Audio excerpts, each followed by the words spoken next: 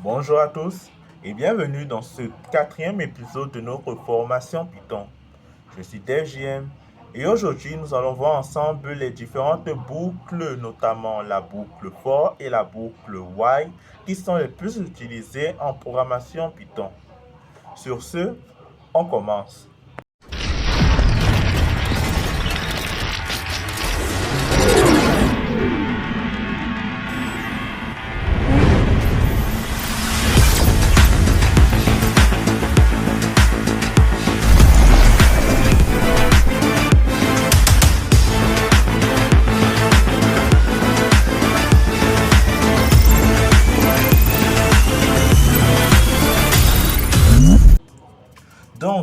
Merci déjà à tous ceux et celles qui me soutiennent sur la chaîne. Et bon, je tiens déjà une fois de plus, je tiens à m'excuser pour le retard de la sortie de cette vidéo.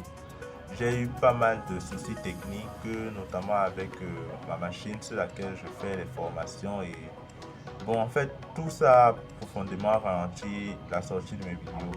Mais je compte tout de même me rattraper et vous fournir, comme à mon habitude, des vidéos de meilleure qualité dès qu'il m'envoie déjà l'opportunité de le faire. Ainsi, pour cet épisode, ne perdons pas plus de temps. Nous avons dit que nous allons voir ensemble les différentes boucles qu'on retrouve en Python. Nous parlerons donc notamment de la boucle for et de la boucle while. Mais déjà, qu'est-ce qu'une boucle? En fait, il faut voir une boucle comme étant un cycle, c'est-à-dire qu'une structure visant à devoir répéter plusieurs fois d'affilée une certaine liste d'instructions. Et dans le cas de figure, en Python, nous distinguons deux types de boucles, la boucle for et la boucle while. La particularité des deux, en fait, elle est assez simple, en fait, c'est que la boucle for de sa traduction, la boucle pour, elle est là plus pour pouvoir faire une sorte d'incrémentation avec un temps d'arrêt. C'est-à-dire que lorsqu'on utilise la boucle for, la plupart du temps, on connaît déjà quand est-ce qu'on souhaite arrêter. Tandis que lorsqu'on utilise la boucle while, généralement, il n'y a pas de nombre d'itérations prévues au départ. On se base tout simplement sur le fait qu'à un niveau, lorsque la condition d'arrêt sera validée, on va stopper en fait l'exécution de la boucle. Sur ce, comment pouvons-nous schématiser tout cela? Comme vous pouvez le voir dans cette représentation, on parle tout simplement, bon déjà, j'ai déjà précisé qu'ici, il s'agit plus d'une représentation pour la boucle for, la boucle while étant légèrement différente. Mais déjà, on peut dénoter ici là une représentation des boucles dans son sens global et notamment à cause de l'effet cycle. Donc, on a en entrée un code, une instruction qui vient et après on y attribue un compteur. Le compteur, il est à la valeur 0. Par la suite, on donne par exemple le nombre d'itérations et on dit qu'il faut que le compteur fasse, comme ici là on a dit 10 itérations. Et par la suite, on va exécuter un certain bloc d'instructions jusqu'à ce que le compteur retourne ici là false, c'est-à-dire que le compteur effectivement égal ou supérieur à 10 et donc la réponse sera plus vraie mais elle sera fausse. Et à partir de là, nous allons donc sortir de la boucle et poursuivre l'exécution de notre programme. Dans le cas où c'était plutôt une boucle while, nous n'aurons pas eu le compteur, mais plutôt directement une condition. La condition d'arrêt aurait été située à ce niveau. Et dans cette condition, le principe serait simple. Tant que la condition est vraie, en fait, on exécute la commande.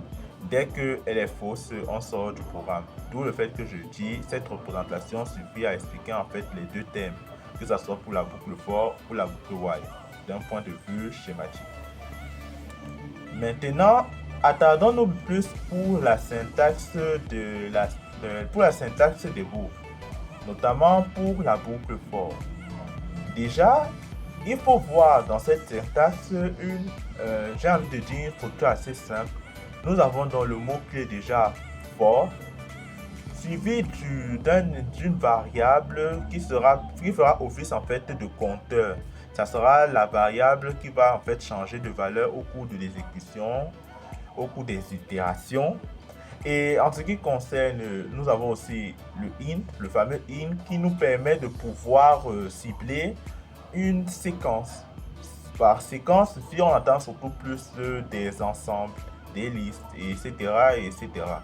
Bien sûr, on n'a pas encore vu la notion de liste, mais pour la présentation, lorsqu'on va faire la phase pratique, je vais vous montrer qu'on n'est pas forcément obligé de passer par des listes. Il existe des fonctions vous permettant de pouvoir faire des exécutions d'incrémentation en fait, qui vous permettent généralement de créer des listes. On va en revenir plus tard. Mais sinon, déjà, dans cette structure, on se rend compte que, bon, dans cette petite schématisation que j'ai prévue à cet effet, que lorsque on veut utiliser une boucle for en Python, on doit d'abord lui attribuer une variable x. Cette variable, elle peut être soit définie en entrée. Bon, généralement, elle est définie en entrée. Mais même si elle n'est pas définie, ça n'est pas grave. Car comme on l'a dit dans la vidéo parlant des variables, en Python, on ne déclare pas variable. Ce qui fait que le simple fait de mettre une variable dans la boucle for, ça va directement prendre en compte cela. Donc, c'est pas grave si on n'a pas précisé en entrée que la variable doit être égale à 0, 1, etc. Mais ceci étant, c'est toujours une bonne pratique de le faire.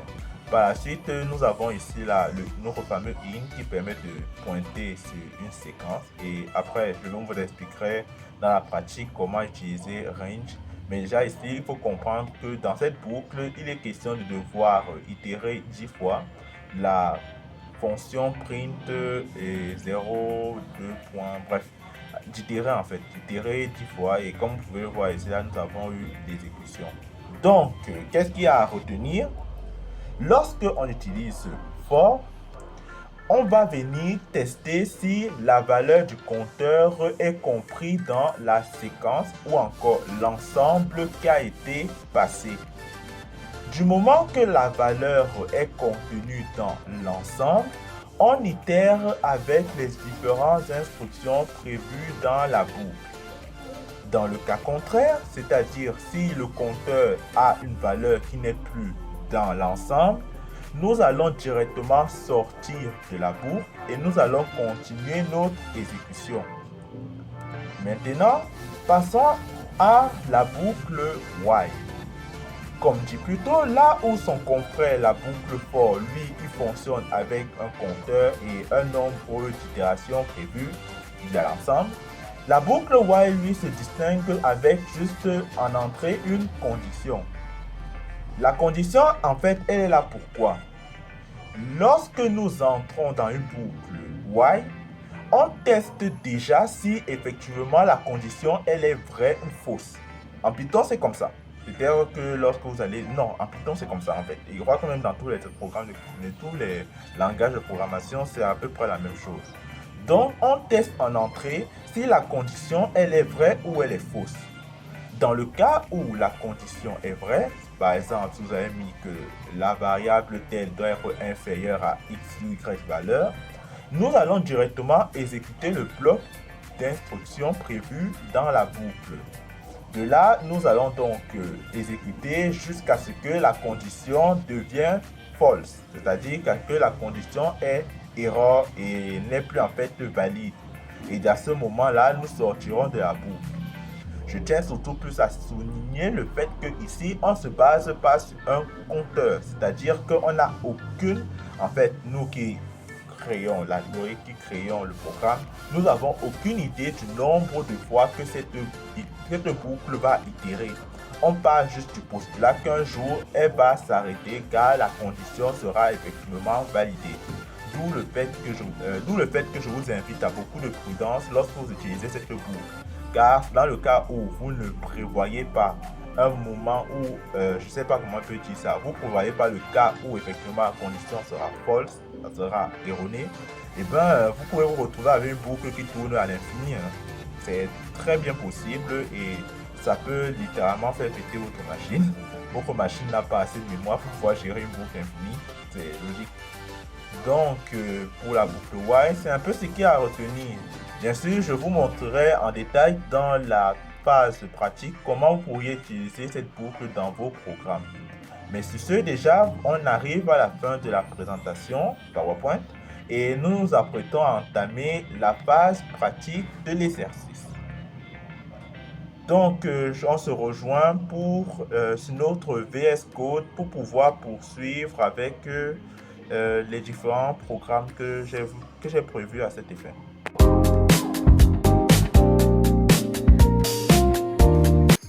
Ok, on se retrouve sur notre VS Code sur lequel nous allons pouvoir implémenter nos différents programmes. Donc, pour commencer, on va commencer avec la boucle for. Pour cela, nous allons faire un petit programme nous permettant d'afficher la table de multiplication d'une variable, d'une valeur passée en entrée. Bon, on ne va pas chercher à faire les tests du style est-ce que la valeur entrée est un entier, etc. Vraiment, on va un peu aller directement à l'essentiel. Je cherche plus ici à vous montrer comment utiliser la boucle for. Donc, déjà, on va dire ici, on va prendre n, pourquoi pas. Et on va lui demander, on va mettre un input pour pouvoir entrer la valeur dont on veut déterminer la table de multiplication. Bon, on veut faire la table de multiplication. Entrer une valeur. Bon, on n'oublie pas qu'il faut convertir cette valeur en entier pour qu'on n'ait pas d'erreur lors de notre phase de calcul. Ok. Bon, ici, pas grand chose à faire. On commence directement avec la boucle for. Bien sûr, comme je le dis, j'aurais pu directement vous montrer avec les if, try, except pour voir si effectivement notre valeur entrée. On va tout faire, mais franchement, pour l'instant, concentrons-nous sur l'essentiel. Donc, je dirais qu'avec notre for, ce qu'on va faire déjà, c'est qu'on va créer une variable, disons i, et sera notre compteur ici. Et nous allons lui demander de range jusqu'à 12. Donc, on aura ici là à ranger de 0 jusqu'à 12. Bon, 0, pas intéressant. On va plutôt dire de 1 jusqu'à 12. Moi, là, c'est mieux. Donc, en gros, on va faire ici 12 itérations avec dans notre première valeur, c'est-à-dire la valeur initiale, 1 et la valeur finale, 12. Maintenant, lorsque nous allons faire notre fonction, déjà, j'espère que tout le monde sait à quoi ressemble une unification, parce que ce sera un peu bizarre si je vous explique comment c'est structuré. Mais sinon, pour faire une table unification, en général, nous avons 3 compartiments. Nous avons le compartiment où nous mettons la valeur dont on détermine la table. Nous avons le compartiment dans lequel nous mettons les différents itérables, c'est-à-dire les valeurs qui changent. Et enfin, nous avons le troisième compartiment dans lequel nous faisons le produit. Et c'est un peu cela que je vais essayer de vous montrer ici. Donc, dans la partie qui est consacrée à la valeur, je vais tout simplement mettre ici la valeur dont on veut déterminer la table de multiplication. Nous avons notre jolie fois. Ensuite, ici, là, je mets la valeur itérée. Et enfin, je mets le produit des deux, c'est-à-dire la valeur itérée multipliée par la valeur dont on détermine la table de multiplication. Et là, c'est bon. Ouais, c'est tout. On pourra enjoliver le truc en mettant ici là un print qui affiche la table de multiplication. Pardon.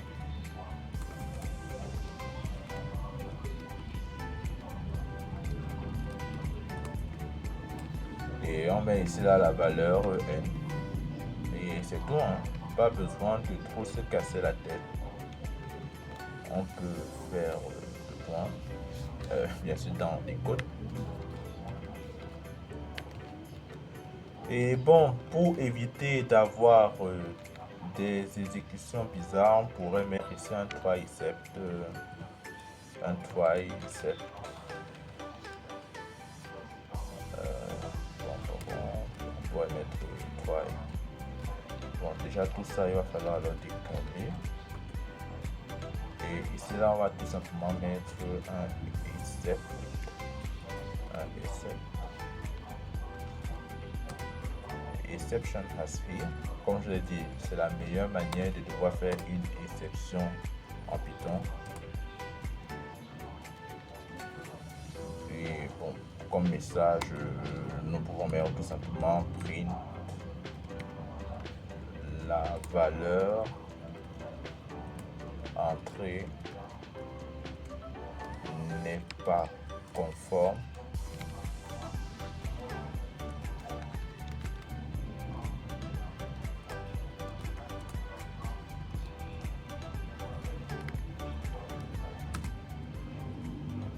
et ensuite on précise l'erreur, on met erreur de point et on met ici là un petit programme léger, facile à exécuter. Et par la suite, nous exécutons notre programme. Bon, ok.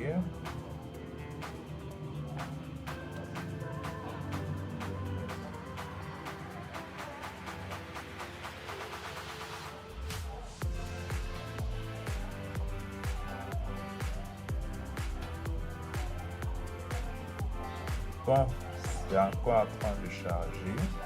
On attend.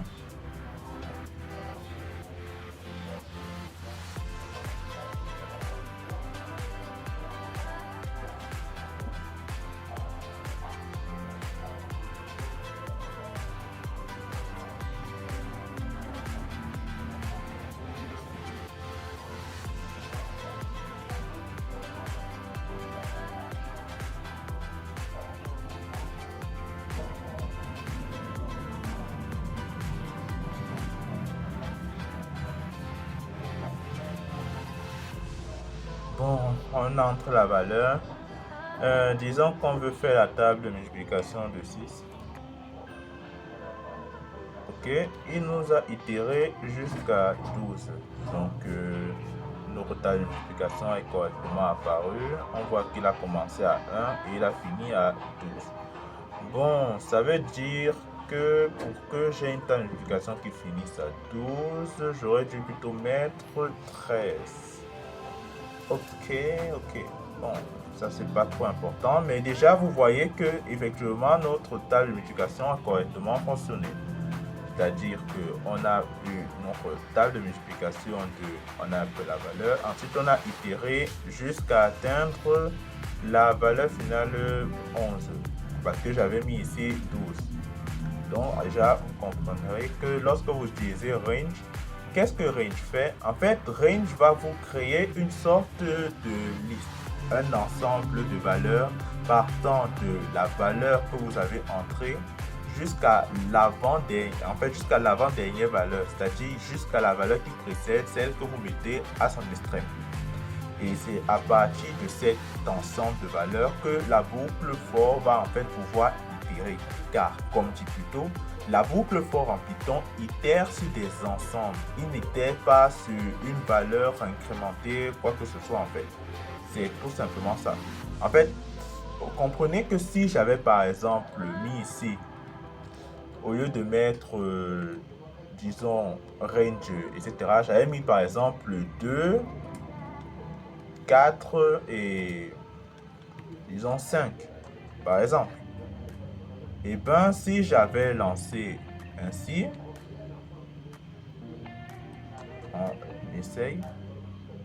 Bon. Ok, il est encore en train de se lancer.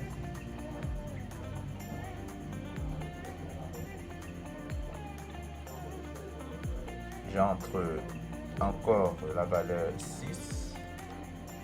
Vous voyez, il m'a mis cela 6 fois 2, 6 fois 4, 6 fois 5. 2, 4, 5.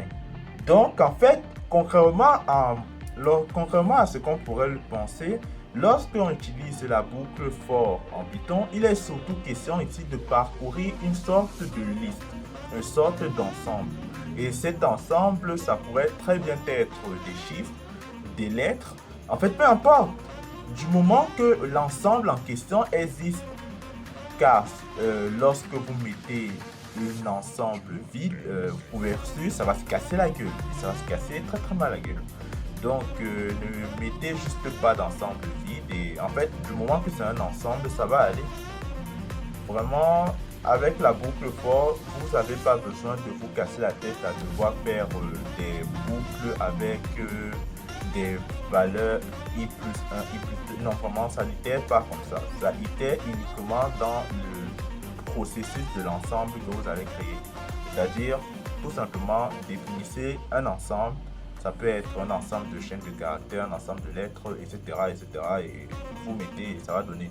Bon, pour ceux qui demandent, est-ce que vraiment ça donne sur des chaînes de caractères? Bon, ça donne, mais je ne vais pas mettre ça ici car, comme vous comprenez, on n'a pas de calculer les nombres. Ça pourrait faire un sérieux bug si je mets cela.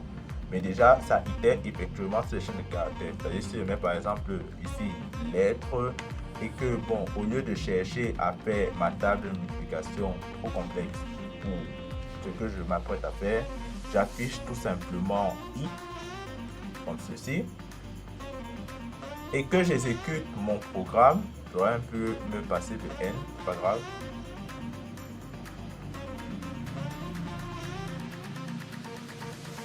Je vais un peu remonter ça pour que vous voyez bien. On attend que ça finisse de miner. Bon, la valeur ici, là, vous avez compris, elle ne va pas me servir à grand chose. Je crois que okay.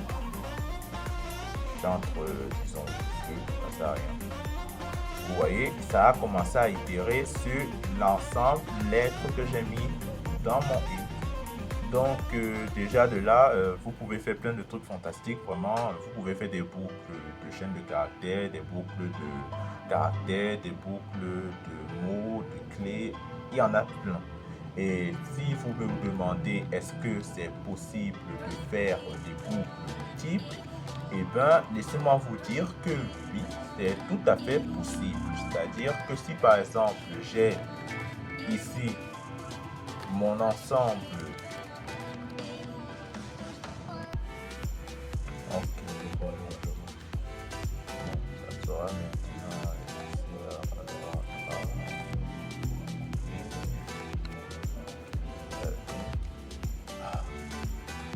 En fait, j'ai fait une liste de chaînes de caractères, mais je ne vais pas préciser que c'est une chaîne de tout temps de caractères. Je n'ai pas mis entre côté. Pour ceux qui se demandent pourquoi est-ce que ça ne donne pas.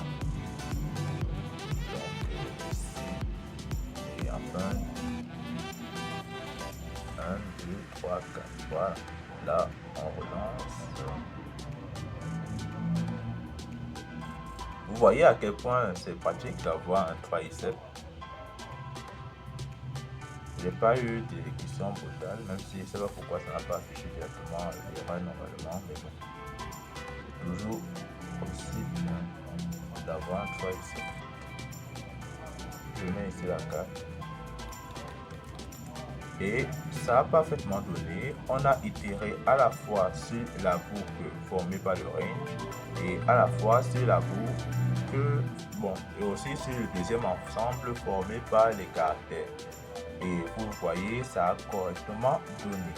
Sur ce, je pense qu'on peut dire qu'on a vu ensemble comment utiliser la boucle for. Et donc, nous pouvons passer sans plus attendre sur la boucle while, qui est, comme je l'ai dit plus tôt, une boucle dont le principe même est de tourner, de faire des itérations jusqu'à ce qu'on remplisse certaines conditions. Donc, pour cela, nous allons déjà nettoyer notre terminal. On ne peut pas avoir, on ne peut pas mélanger.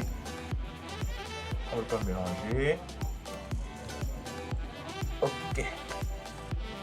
Ceci étant, nous allons donc on va faire un petit programme pour pouvoir voir ensemble comment est-ce qu'on utilise la boucle while.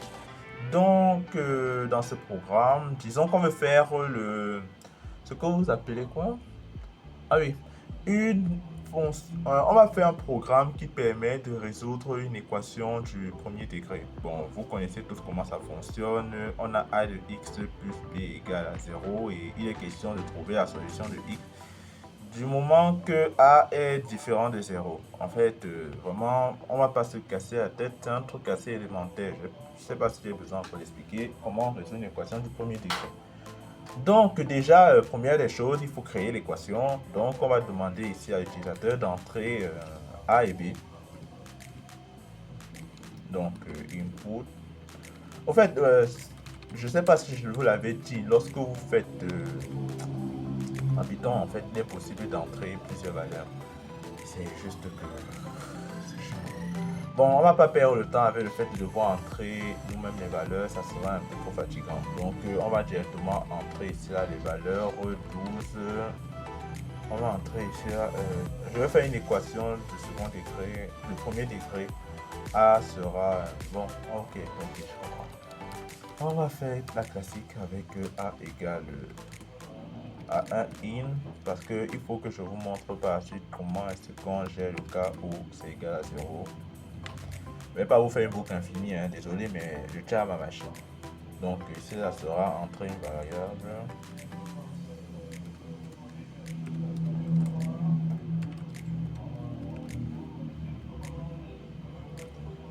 Bon.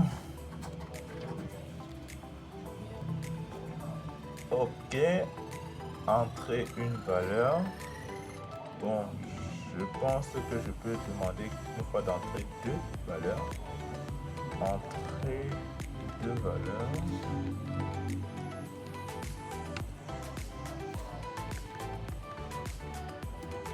Et ensuite, on va mettre notre while directement pour vérifier si la valeur entrée est bien supérieure à 0. Donc, tant que A est inférieur à 0, bon, B, on s'en fout un peu, hein. On ne va pas vraiment trop chercher à vérifier si B il est inférieur à 0. Dans ce cas, on va demander print. Ici, on va juste demander d'entrer A en fait. Print entrée à nouveau.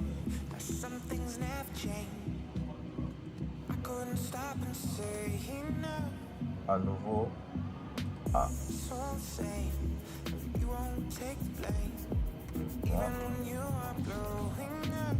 Bon.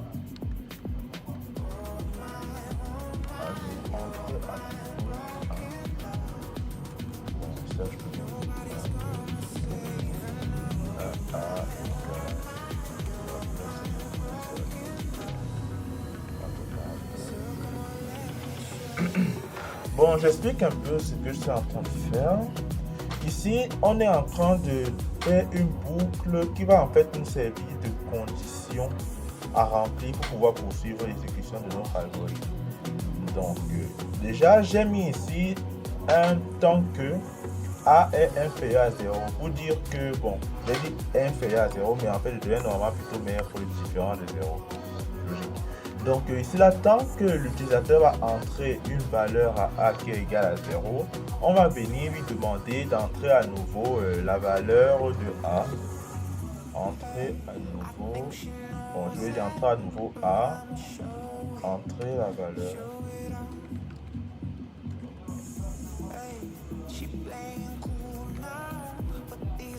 Ok. Bon, je vais dire entrer à nouveau la valeur du point, c'est tout. Je vais pas casser un peu en fait. Et donc, tant que l'utilisateur va entrer des zéros, on va à chaque fois lui demander encore d'entrer une valeur, d'entrer une valeur, d'entrer une valeur. Bon, je suis même pas obligé de mettre ce print en fait. Il va pas nous servir à grand chose. Et à partir de là, déjà, vous voyez où est où est le jeu. C'est-à-dire que quoi? Je vais entrer dans un premier temps mes deux valeurs. L'un va être attribué à A, l'autre va être attribué à B. Maintenant, lorsqu'on va lorsqu'il va venir tester au niveau de ma boucle, est-ce que la valeur entrée elle est égale à 0? Tant que A est égal, autant pour moi à 0, on ne va pas entrer si, on ne doit pas entrer si A est égal à 0. Donc dès qu'il va tester, s'il trouve déjà que A effectivement est égal à 0, il va me demander d'entrer à nouveau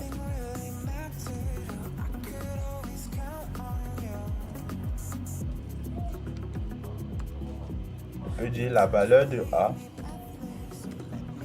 Voilà, il va me demander d'entrer à nouveau A, par exemple. Et là, maintenant, lorsqu'il va me demander d'entrer à nouveau A, il va le faire en fait autant de fois que l'utilisateur va s'acharner à devoir entrer 0. Et donc, cela peut prendre un nombre, je peux dire sans équivoque de fois. Il n'y a pas de limite ici. Et c'est là ça que je trouve que le while est vraiment très intéressant. Par la suite, on peut faire une fonction du style x. X va directement prendre la solution, c'est-à-dire moins b sur a. Bon, on peut mettre d'abord un print pour afficher l'équation. Bon, on va mettre ça à la fin, c'est pas important. Donc x ici là sera égal à moins b divisé par a. Ok, et par la suite, on va directement afficher. Je pense pas que ça fait. Il faut faire. Il faut trop faire avec ça. La solution de l'équation. Et là, on va juste faire un petit formalisme pour pouvoir présenter l'équation. La solution de l'équation, on va mettre ici là en calculage de A. Ici on met un joli X. Après on met ici là plus en calculage de B. Et on met ici là égal à 0. Et le point. Et là on va tout simplement venir mettre X. Aussi simple que ça. Et donc à partir de là, c'est bon. On pourrait faire un petit 3i7 pour pouvoir confirmer les valeurs du style est-ce que B aussi est différent. Donc on va pas vraiment perdre du temps, ça ne sert à rien et on n'a pas que ça à faire. Donc on exécute directement, on voit déjà qu'est-ce que ça va nous donner. J'entre 0. J'entre 3. On me demande d'entrer à nouveau A, j'entre encore 0. On me demande encore d'entrer A, j'entre encore 0. Maintenant, j'entre plutôt cette fois-ci 7. Et là, on me dit la solution de l'équation 7x plus 3 égale à 0 est etc. On entre, bon, j'ai entré 3, ensuite j'ai entré 7 et ça m'a donné ceci. Si je relance et que cette fois-ci j'entre 0,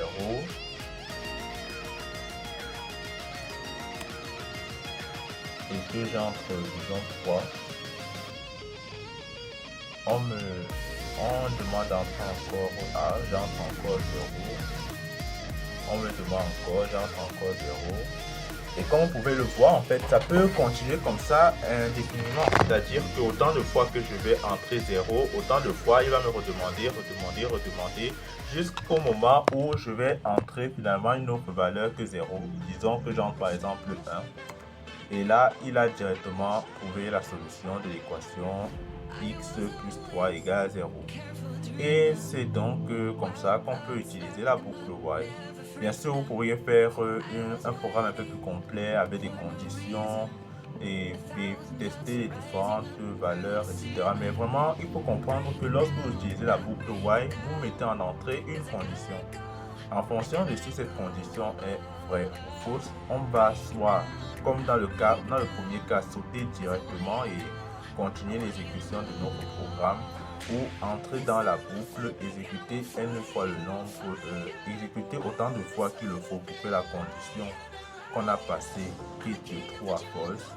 Et dans le cas où vous vous retrouvez avec une boucle qui reste éternellement vrai, comme par exemple si je mets ici là tant que true est déjà vrai.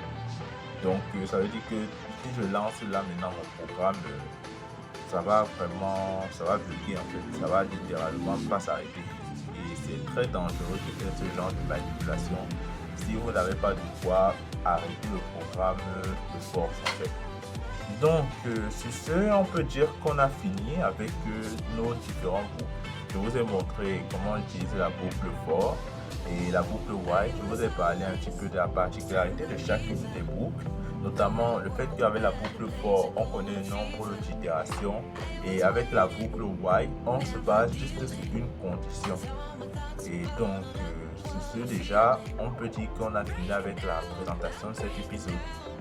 Maintenant, je vous retrouve dans quelques secondes pour pouvoir refaire la correction de l'exercice que je vous ai donné dans l'épisode précédent.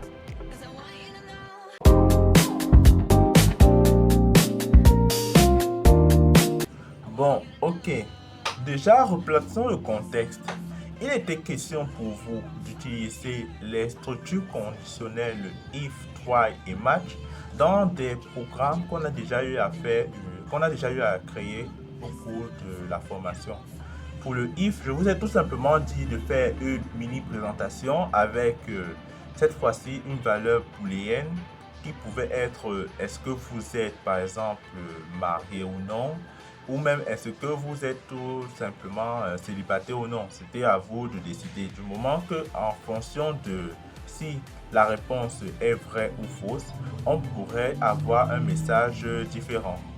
Donc, pour déjà, il fallait juste faire du style. Disons qu'on met une variable non. Une fois de plus, je reprends. Mais vous n'avez pas besoin de reprendre. Je pouvais mettre ici la Théo. Pourquoi pas? Le nom c'est Théo. Le prénom c'est pas important vraiment. On va mettre ici la Alt. Pas Alt. C'est pas c'est comme ça qu'on écrit alt. À tous les alt, vraiment, je m'excuse. C'est pas comme ça qu'on écrit au renom. Bref. Ensuite, on pouvait avoir l'âge qu'on va donner ici là une valeur disons, la personne a 15 ans, papa. Et enfin, il était question ici là de voir if single, par exemple, pour dire l'état matrimonial et en fonction de si c'est true ou false, on pouvait avoir une structure différente. Donc ici on avait donc if is single et on teste directement, on fait le print, on fait le formalisme avec le formatage du texte pardon, avec f string, on met ici la bon, vous connaissez la chanson, je suis entre accolade non virgule j'ai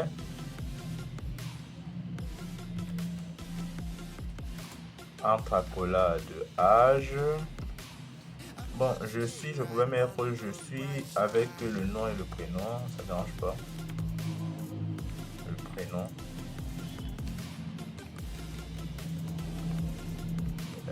J'ai en. Et pour le cas où c'est true, c'est-à-dire dans le cas où le single est true, on va dire que et je suis célibataire. Point. Dans le cas où c'est false, on devait mettre plus ou moins la même chose et on dit que je suis marié. Bon, après, on pourrait mettre des informations en rapport avec la personne à qui je suis marié, etc., etc. Mais ceci était juste pour que vous voyez déjà comment vous pourriez vous servir. Ah oui, vous avez remarqué, on n'a pas détecté la variable prénom, tout simplement parce que j'avais mis P majuscule alors que ici là j'avais mis un P. Pour dire une fois de plus que les variables en Python, il faut faire gaffe. Donc ici là je suis marié, c'est pas trop, je suis pas là pour faire correction d'orthographe. Donc ici là on avait donc une petite présentation avec un if pour pouvoir avoir un formatage différent. si on lance le programme, vous allez voir, on va directement avoir, je lance notre terminal, on va avoir en fonction de cas, si je mets true, ça donne directement machin machin, je suis célibataire. Et si je mets false,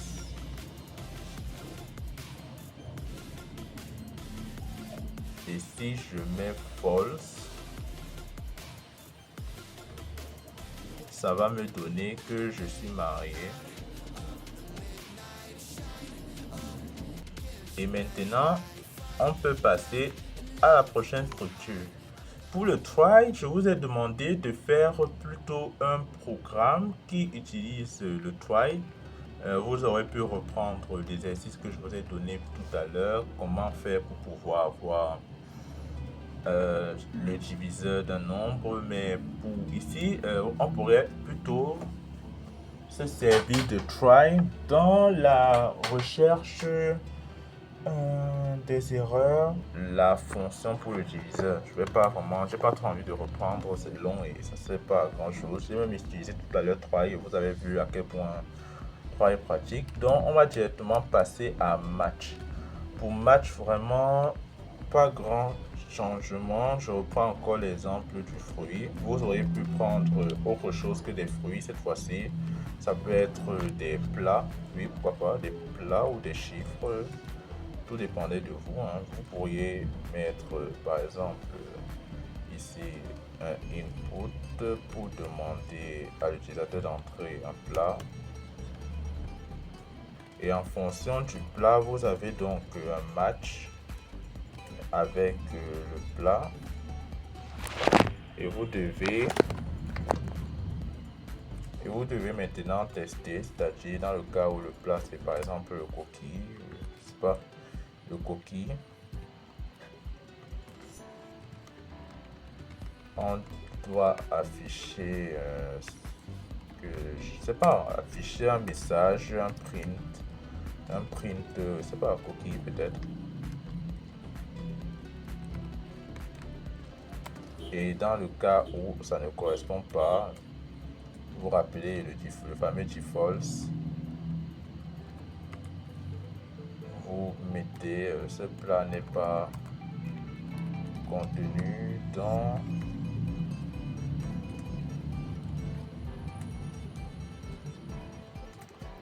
notre catalogue de projet.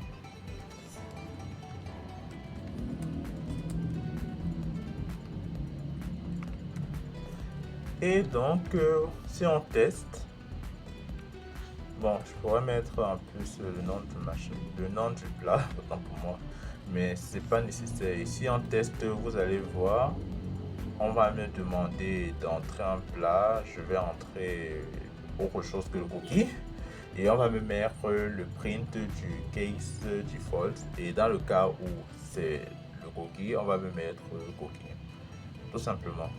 Et bien sûr, vous pourriez utiliser cela avec un tas de... Et sur ce, s'achève cette vidéo. Je vous remercie à tous d'être restés jusqu'à la fin et surtout, je vous remercie de bien vouloir soutenir cette chaîne et de suivre cette formation. Comme dit plus tôt, je m'excuse une fois de plus pour le retard occasionné. J'ai eu pas mal de soucis, mais je vous assure de faire de mon mieux pour rester de plus en plus régulier et pour pouvoir vous fournir les meilleurs épisodes avec la qualité la plus optimale. Sur ce, on se donne rendez-vous pour un prochain épisode. Sur ce, ciao ciao.